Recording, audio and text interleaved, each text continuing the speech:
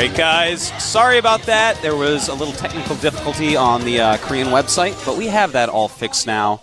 So we can get back to what we were talking about, Kelly, and that is the GSL Code A round of 16 matches. The winners of all the matches today will go to the up and down matches. So we're going to have some really strong players going up, but they're going to meet some of the strongest players in the whole world. It's been a crazy season of upsets. The only thing I can say is, can you imagine Huck goes into it and he's thinking, okay, who do I choose? MVP, Nasty, or Marine King, or Boxer? I know. It's so hard. Who do you pick out of that? How do you pick? Jinro? Exactly. Exactly. Oh, Jinro is already in Codas, but still it's so hard. Yeah. Who will you pick? Well, I would pick, like, I don't know. I actually don't have an answer. I don't have an answer for this. They're all just so good. It's so hard. I'm sure there's, like, one jobber in there, one random guy, be like, oh, him.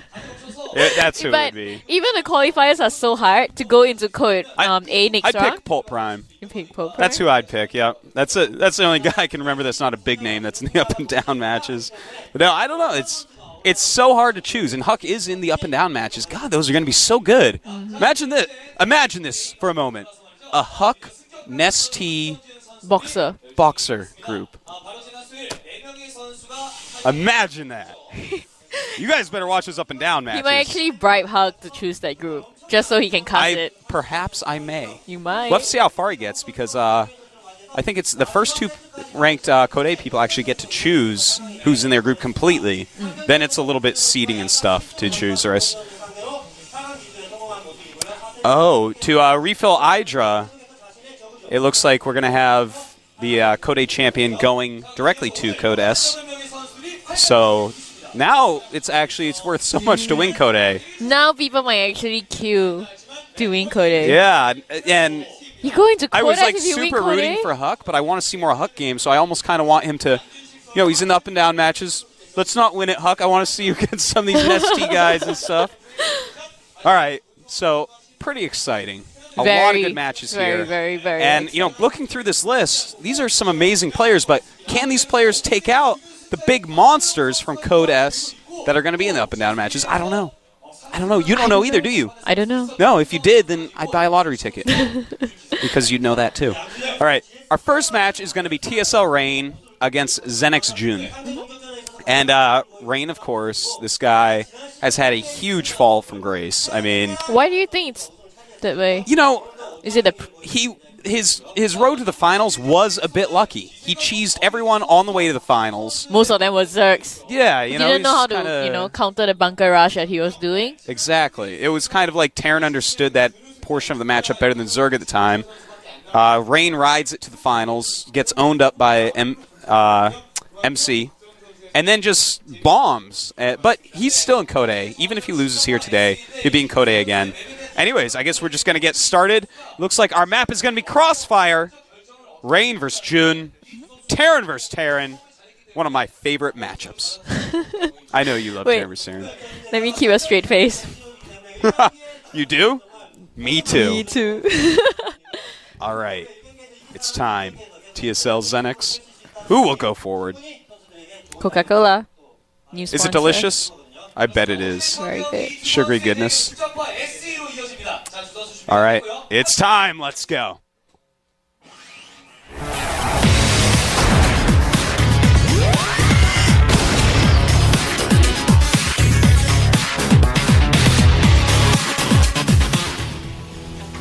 All right. Over here in the bottom left, our red Terran, former runner-up of the GSL.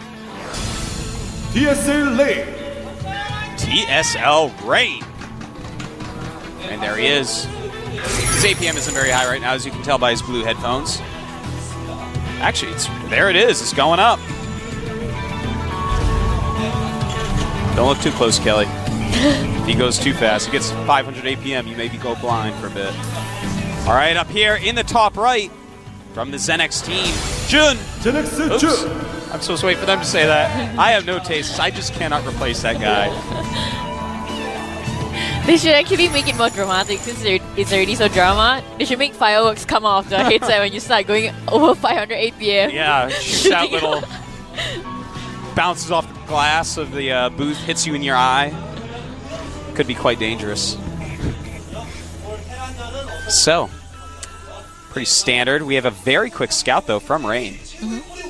Don't normally see scouts quite that quick in TVT. Crossfire SE. This is a new GSL map.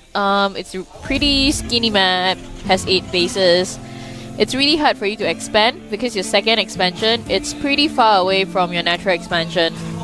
So a lot of Terrans love to do timing pushes against TVT Mirror. So you did see last week, ZeNEXJJUN is a very sick macro player. Yeah. When he played against Moonglade and beat him. Yeah, poor Moonglade. I was so sad. But he was stronger than everyone thought. So, you know, Rain definitely going to have his work cut out for him against such a macro player because that's not Rain's style. You know, he's not a macro player. Rain is more of a strategy player. So, I mean, we're going to have to wait and see if he has improved his macro somewhat, perhaps, and will be able to deal with the very strong Jun. But we did see last week during the second match that Rain was playing, when he was playing against his second game he actually tried to do more macro and longer game, which is why he lost. It's just not his style. He needs to do more timing pushes or early gameplay. Yeah. Well, we do see Factory going up for both players. And, you know, as you were saying earlier, Kelly, about the map being very thin and hard to take a third base, you know, a lot of Terran vs. Terran here, at least in StarCraft 1, because this is a StarCraft 1 port of Shin Peaks of Baekdu. You know, a lot of it was terrain-based play where you siege up on the high ground, where you control certain areas of the map and thus get to expand in that way.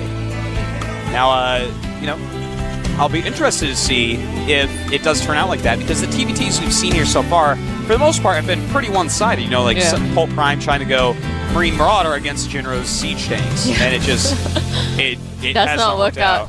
Yeah, but if we have two players that aren't doing anything gimmicky, just going for siege tank style play after the opening, then maybe we're going to see a crazy positional game like we used to in Brood War.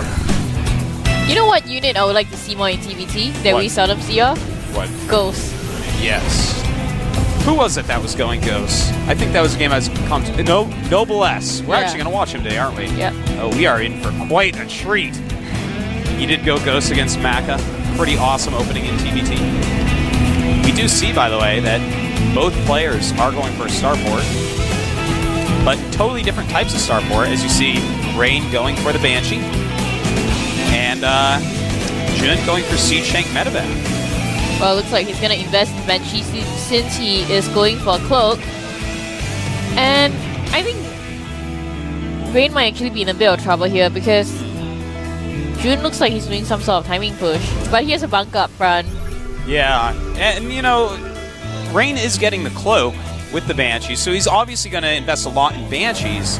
And wow, big miss scan by Jun there. Doesn't see the starport at all. Yeah. But that might be a problem for him. With the medevac, you know, those Banshees aren't going to be able to kill Marines very easily at all.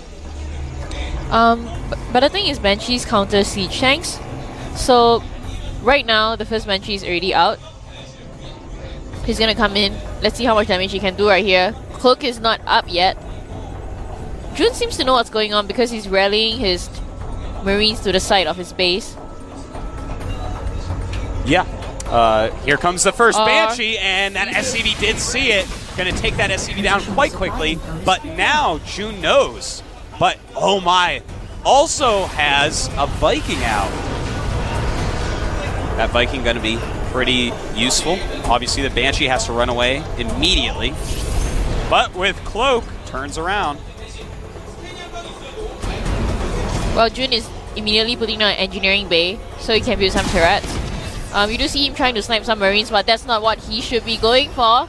He should actually be going for the SCVs, which he's going to try right now. And with that medevac, this could be a little bit hard. Nice scan there, and that will be enough to take out that Banshee. Really not as much damage as I think Rain was planning on. Well, he definitely shouldn't have actually sacrificed the Banshee since he know for sure that Jun will probably scan him. He could actually use that later on in game to snipe more siege tanks, but he has already gone for Cloak. So he has to try First turret is already up for Jun, so not much damage is gonna be done by the Banshee. What he can actually do is use this Banshee to snipe more siege tanks later on in battle. I'm not sure why he's deciding to come in and harass. Well, he is costing him a lot of SCVs right there. Just, well, not a lot, but some Marines and some SCVs. At least doing some damage for now. More than it looked like he was going to do at first. So, you know, Rain's opening, even though it looked like it was a little bit outclassed, turned out not to be. And Jun is actually, even though, nice micro-Silva, goodbye, Banshee. But, you know, as you were mentioning, Kelly, Jun has quite good macro. But here he is, and he's not going to macro. He's making a lot of siege tanks, a lot of Marines, and it looks to me like he is actually just going to go for only a timing push, whereas Rain is the one that's going to be expanding, going for a more macro-centric build. Well, that's StarCraft 2 for you. They always want to surprise us and make the casters look bad. They absolutely do. They just don't care about us and how hard our job is, Kelly. Here comes the first timing attack. Does he manage to take it down? No, he's going on Cloak. Must not lose his tanks because it's going to be so important in his timing push here. Oh, nice pickup of the tank. But yeah, that Banshee's actually doing a great job there, really slowing it down. And Rain is actually stabilizing quite well so far. We're going to have to see, will this push come up and do some damage? He does have spotting units. Might be able to siege push on the siege tanks of Rain. Here he comes. Well, Jun by himself is also getting Banshee, so you do see he's coming in. I don't think that's actually a good situation for him to engage. Well, he's going for it anyways. 2 siege tanks down, and, well, now Jun has lost 3. The other one in deep, deep red. Very sloppy attack there. Very, very sloppy indeed. And Rain has to be feeling pretty good, even though now Jun has a Banshee with Cloak, and 7 kills already during that confrontation.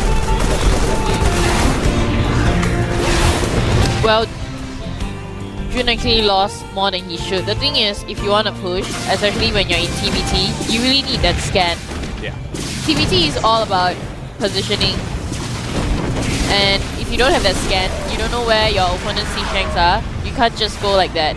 Yeah. He did take down the 2 siege tanks there at the lower ground, but on high ground, there was 2 siege tanks, which is now being taken out by Jun's Banshee. And finally, Jun's second Banshee going down. Rain now does have a Raven out. No, he doesn't. He was making a Raven, I swear it, I'm not lying. And, see, this is exactly what I mean. I know. They People cancel cancel stuff sometimes after I call it, and it's like, well, I'm sorry. Right now, unit count-wise, we have 36 SCVs for Jun and 33 for Rain, which is pretty impressive, considering Rain has had that second command center for quite some time. So those Banshees really killed off a lot of Rain's SCVs. But Rain's still going to do an okay job because the command center of Jun is not done yet. You know what's the funny thing? When Jun pushed earlier, he did not have siege mode. Yeah. Oh my god, his full dropship. I can't believe it. Oh, Rain just caught that dropship. So important. That had 8 Marines in it, obviously. That is not good for Jun whatsoever. So yeah, I don't understand why he actually pushed with 4 siege tanks without siege mode earlier. It's either he forgot. I mean, no explanation for it. Yeah, to attack just using siege tanks as unsieged units for an attack early game. It's kind of odd. Risky. Kind of too risky. Yeah. Well, Vikings are desperately trying to catch Banshee, but Banshee does get out of position from the Vikings. Good Banshee movement there by Jun. Both of them actually have a pretty solid army right now. You know, I like the positionings that we're seeing from these players. Both of them utilizing high grounds a little bit. Little air wars going on, but really, no one's all-inning at this point, which is nice to see.